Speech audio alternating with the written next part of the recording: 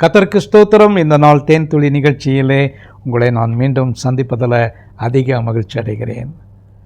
மகிழ்ச்சியாக இருக்கிறீங்களா? சந்தோஷமாக இருக்கிறீங்களா? கர்த்தர் இந்த நாளில் உங்களுக்கு பெரிய காரியங்களை செய்ய வல்லவராக இருக்கிறார். இந்த நாளில் இந்த தேன் துளி நிகழ்ச்சியை பார்த்து கொண்டிருக்கிற உங்களை கர்த்தர் ஆசீர்வதிப்பார். இந்த நாளில் இதற்கு முன்பாக இருந்த எல்லா காரியத்தை காட்டிலும் உங்களுக்கு பெருத்த ஆசீர்வாதத்தை கட்டளையிடப் போகிறார். உங்களை அவர் சிநேகிதர் என்று அழைக்கிறார். அவர் உங்களை தன்னுடைய நண்பர்களாக பாவிக்கிறார், சகோதரன் என்று அழைக்கிறார். இந்த வேளையில் கூட எரேமியாவின் புத்தகம் 31வது அதிகாரத்தில் 3வது வசனத்தை பார்க்கிறேன். இஸ்ரவேல் மக்களை குறித்து அவர் பேசுகின்ற வேளையில், அக்காலத்திலே நான் இஸ்ரவேலின் வம்சங்களுக்கெல்லாம் தேவனாய் இருப்பேன் என்று சொல்லுகிறார். அவர்கள் என் ஜனமாய் இருப்பார்கள் என்று கர்த்தர் சொல்லுகிறார். அதோடு கூட பூர்வ காலம் முதல் கர்த்தர் எனக்கு தரிசனையானார் என்பது. அவர் தரிசனையானார் என்று சொன்னால் அவர் எப்பொழுதும் தம்மை வெளிப்படுத்தி காட்டக்கூடிய காட்சியாக நம்மை வைத்திருக்கிறார் என்று அர்த்தம். இந்த இடத்துல அவர் சொல்லுகிறதான வார்த்தை தான் மிக முக்கியமான ஒரு வார்த்தை. ஆம், அவர் சொல்லுகிறார், ஆம், அநாதி சிநேகத்தால் உன்னை சிநேகித்தேன், ஆதலால் காருண்யத்தினால் உன்னை இழுத்து கொள்கிறேன். அவர் எப்படி நம்மை சிநேகிக்கிறார்னு சொன்னால், அநாதி சிநேகத்தால்.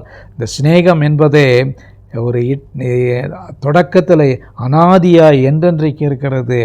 எப்பொழுதும் அந்த உலகம் தொடங்கினதிலிருந்து நமக்கு இந்த சிநேகத்தை நம் மீது பாராட்டுகிறார். இந்த உலகத்தில் ஆதாம் ஏவாள் மூலமாக பாவம் வந்தது.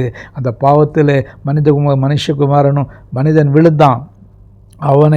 அந்த விழுந்து போன மனிதனை இயேசு மீண்டுமாக அவனுக்கு ஒரு ரட்சிப்பை கொடுக்க, அவனுடைய சன்னதிக்கு ஒரு ரட்சிப்பை கொடுக்க கிருபை செய்தார். அதை தான் அவருடைய பெரிய காருண்யம் என்று சொல்லப்படுகிறது. அநாதி சிநேகத்தால் உன்னை சிநேகித்தேன், உன்னை ஆதலால் காருண்யத்தால் உன்னை இழுத்து கொள்வேன்.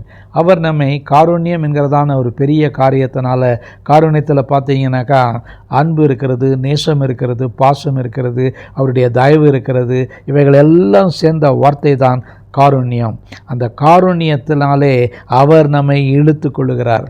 நம்ம உலகத்தில் காணப்படுகிறோம், உலகத்தில் வாழ்ந்து கொண்டிருக்கிறோம். நம்மை சுற்றிலும் எப்பொழுதும் இருள் சூழ்ந்து காணப்படுகிறது. பாவம் உலகத்தில் தான் நம்ம வாழ்ந்து கொண்டு இருக்கிறோம்.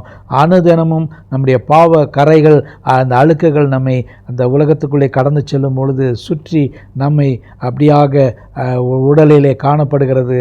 நம்முடைய எப்படி ஒரு ஷர்ட் அழுக்காக இருக்குதோ ஒரு நாள் முழுவதும் போட்டால், அதை போல் நமக்குடைய எல்லா உலகத்தினுடைய காரியங்களாலும் நம்ம தாக்கக்கூடியதாக இருக்கிறது. அதற்கு ஒரே ஒரு காரியம், அவருடைய காருண்யம். அவருடைய காருண்யம் நம்மை இழுத்து கொள்ள வேண்டும். அந்த காருண்யமே இயேசுவினுடைய விலையேற பெற்ற இரத்தத்தினாலே நமக்கு கிடைத்தது. அவருடைய இரத்தத்தினாலே நாம் சுத்தமானோம். அதை நமக்கு அவர் அந்த காருண்யத்தினாலே நம்மை இழுத்து கொள்ளுகிறவராக இருக்கிறார். நம் கைகளை விட்டு தூரத்துக்கு போனாலும் கூட, அவரை விட்டு விலகி சென்றாலும் கூட, அவர் தம்முடைய காருண்யத்தினாலே நம்மை இழுத்து கொள்ளுகிற தேவனாக இருக்கிறார். அவர் அண்டையிலே வருவோமா? அவரை பாருங்கள், அநாதி சிநேகம். அந்த சிநேகத்துக்கு பேரே அநாதி சிநேகம். அந்த சிநேகத்தால் உன்னை சிநேகித்தேன் என்று சொல்க. நம்ம சிநேகிக்கிறதுக்கு தகுதி உள்ளவர்களாக இருக்கிறோமா? பாவ சேற்றிலே, பாவ அக்கிரமத்திலே நமக்கு எந்த விதமான தகுதி இல்லாத நிலையில் ஆண்டவர் அப்படியே நம்ம ஏற்றுக்கொண்டிருக்கிறார். அதுதான் இயேசுவின் அநாதி சிநேகம். அந்த சிநேகம் நமக்கு கிடைக்குமே என்று சொன்னால், இந்த உலகத்தில் வேறு ஒரு பாக்கியம் தேவையில்லை.